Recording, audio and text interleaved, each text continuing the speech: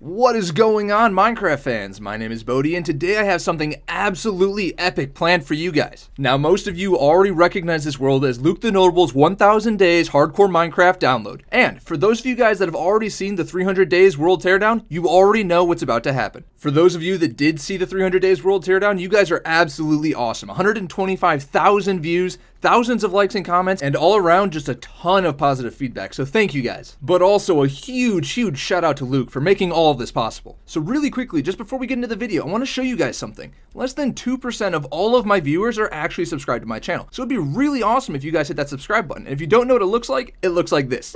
It's a big red button located directly below the video. Make sure to click it. And if you really want to become one of the boys, then hit that bell icon so you don't miss out on any other future content that I post. Fast forward to the end of the video real quick, and as you can see, absolutely everything is gone. The entire world has been torn apart and put into these shulker boxes, and it's actually fairly well organized this time around. And that is because I have a challenge for you guys. If this video gets 1 million views, I will actually take everything from these shulker boxes and I will rebuild the entire world. That's right. If you guys get this to 1 million views, I will do it. I will put myself through that misery and I will make it happen. So there were a couple comments in the last video that said at the end of the 300 days, it wasn't exactly a single monetary value, but a lot of blocks that have been organized, which was still cool. However, at the end of this video, we're actually going to convert everything into one singular block type, and that's going to be emeralds for very obvious reasons. But we'll touch more on how we do that at the end of the video. I'm also going to be nabbing one of these beacons because there's no way that I'm going to be taking down the entire world without haste. So for those of you unfamiliar with the process, basically I'm going to revisit all of the key locations that Luke has been to in his 1000 days and tear it to the ground. Basically the goal is to control A and then hit delete on his entire world, erasing any mark that Luke has been here, and then taking all of that and figuring out what Luke is worth. And now Luke said there's a pretty awesome view from atop his campsite canopy, but he must have forgot that he burned down pretty much all of the trees on 420.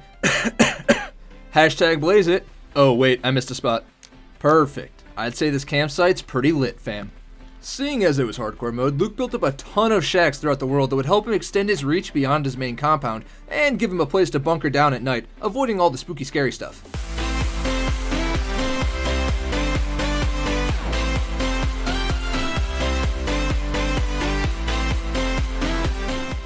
The beach house slash vacation house, previously known as the Ocean Shack, was the only shack to have seen an upgrade in the 1000 days. Originally built on day 54, it actually saw a major overhaul towards the end of the 1000 days. Something I think would be really cool in 2000 days is if Luke revisited all of his original shack locations and completely decked them out like this one. Now if you guys remember, there is a hidden chest inside of the vacation home, and Luke told me he left an Easter egg in there, so let's go ahead and check it out. Well, you guys heard the man. You don't want to disappoint Dad now, so you better go ahead and subscribe, or otherwise he's going to be really disappointed in the both of us.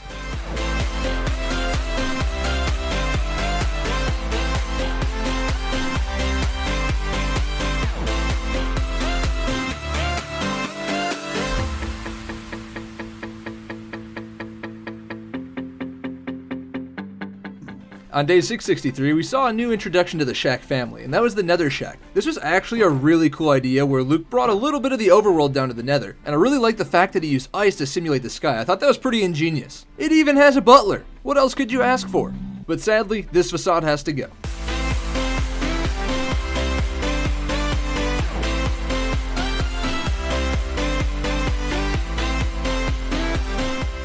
Originally known as the Villager Town, now more appropriately named the Ghost Town, is a location where villagers come to die. I made a joke about Luke killing off all of his villagers in my 300 days video, and it just got so much worse from there. In fact, so many villagers died that there is now a monument dedicated to the dead in this town. But shush, don't tell the remaining villagers. They don't know.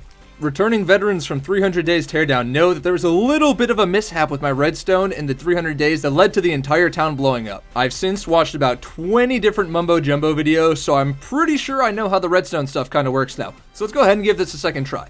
We just stick this lever in here, flip the switch, and everything should work perfectly.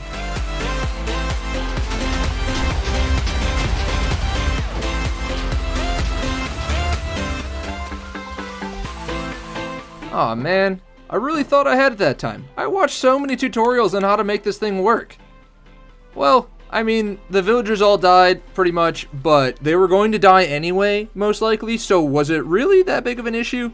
But I do apologize, guys. I really thought it was going to work this time. And just up the road a little bit with its flaming throne of oppression, we have Elle Town. This is where all the cool kids in skinny jeans come to get their sweet berry bush. It also doubles as a retirement home for Warthog.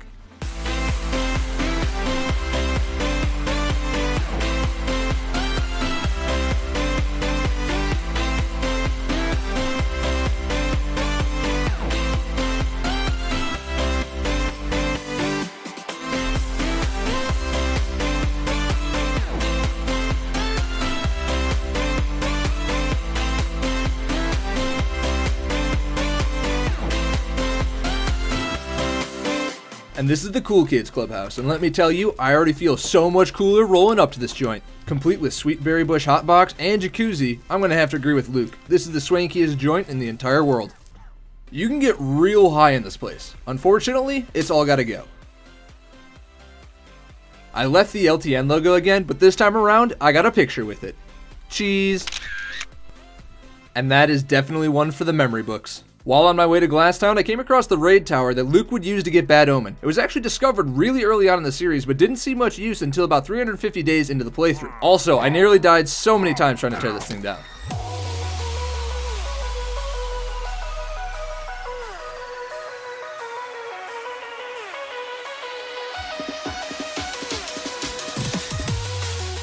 Finally at Glasstown, this was the location of Luke's emerald farming infrastructure. And even though it took him nearly 500 days to figure out how to breed villagers, he still managed to turn massive profits. See that wasteland out there? That's industry and money. And I'm gonna do that to this entire village.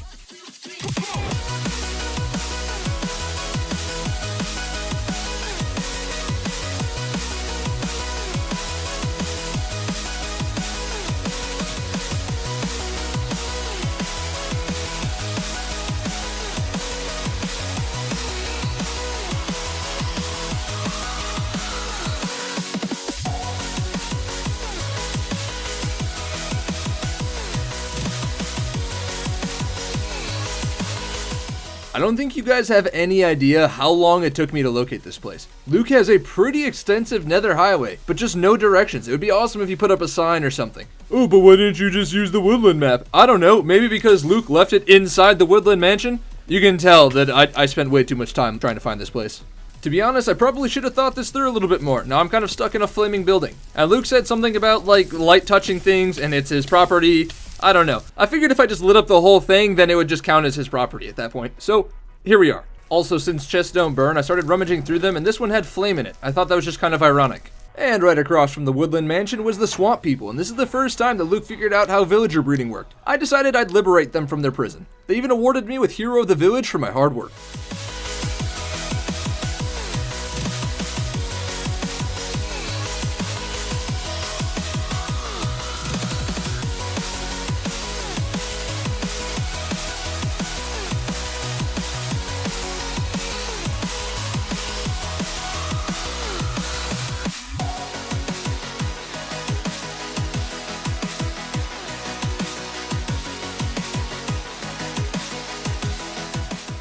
Not gonna lie, taking out this volcano was definitely one of the more satisfying things to watch. The giant quartz statue overlooking the main compound was definitely one of the cooler features. Complete with observation deck, you could look through Luke's own eyes to view his compound. And the only thing that I saw looking through his eyes was how much more work there was.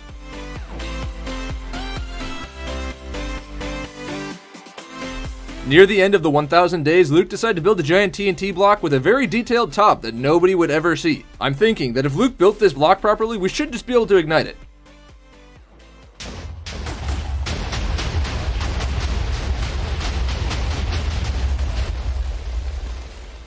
That was honestly quite impressive. Good job, Luke. And finally, here we are back at the main compound, right where this entire epic adventure began. We do have a couple things to take care of before we move on to the destruction of the entire base. I had to go tend to the animals before we could get started. And to be honest, I don't think these cages are quite up to code. I mean, look at this. They're just a complete fire hazard. After watching Chief die in 1000 days, I just couldn't bring myself to send Warthog to the glue factory. He looks so peaceful on top his throne. And even though Binks is a complete psychopath and spawn of Satan, he can stay as well. Now Mongoose, on the other hand, I had absolutely no problems killing Mongoose. What a subpar transportation vehicle. Guys, we went over this last time. We are not killing the turtles. However, I did bring them some plastic bottles in case they got a little bit hungry. The Cloud House is the final of the supplementary living quarters that Luke created in his 1000 days journey. I didn't incorporate it with the other houses and shacks due to being right over the main compound. It's a pretty nice build with a great view, and it's the reason that I didn't go to the end this time around, because Luke brought a little bit of the end back with him.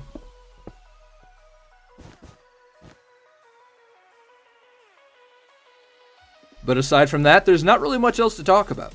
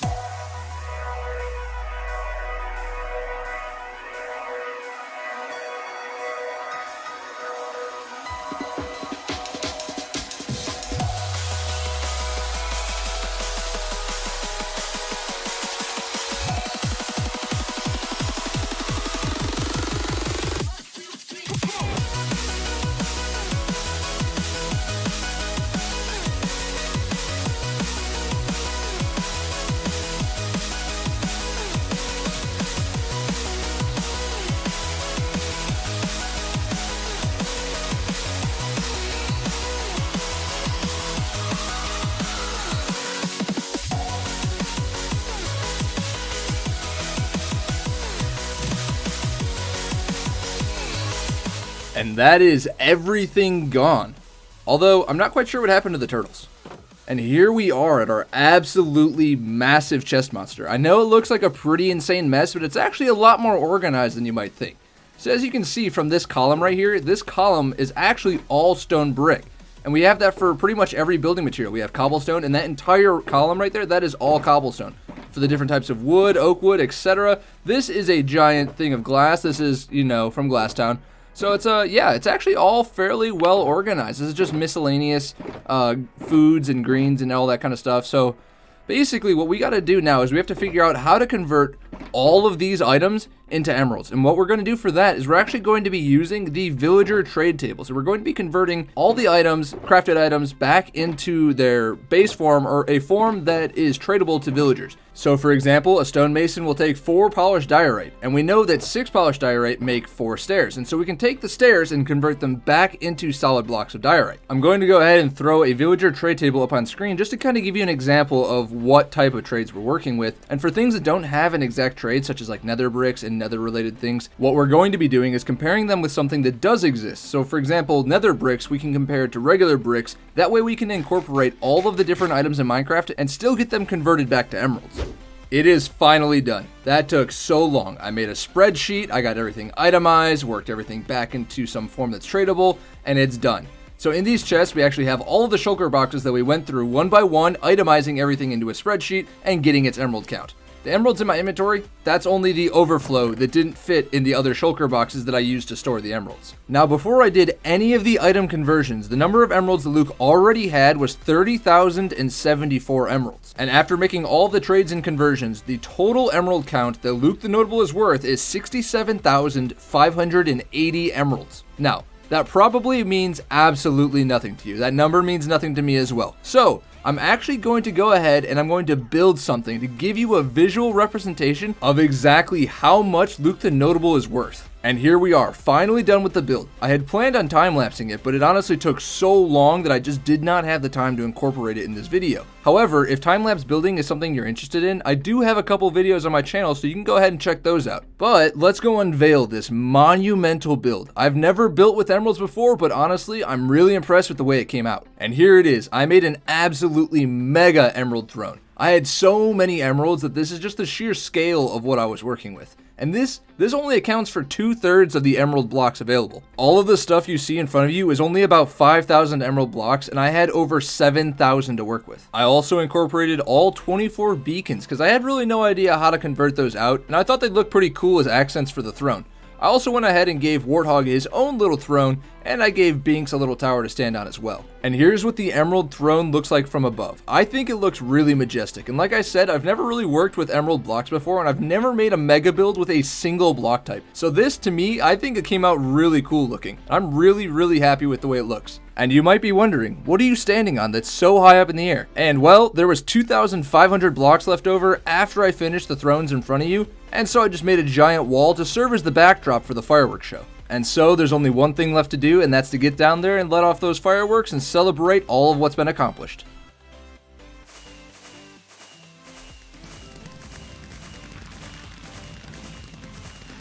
Well guys, this has been Luke the Notable's net worth after surviving 1,000 days of hardcore Minecraft. I sincerely hope you enjoyed the video, and I hope you got the answer you were looking for when you came here. If you like this video, consider checking out some of my other content. If you really like this video, maybe you'll like the 300 days teardown as well. It's a little bit different, so it's not all repeated from what you just saw. I'm going to use the rest of the time to fly around and showcase the build for you guys. I really hope to see you guys in the next video, so until then, see you later.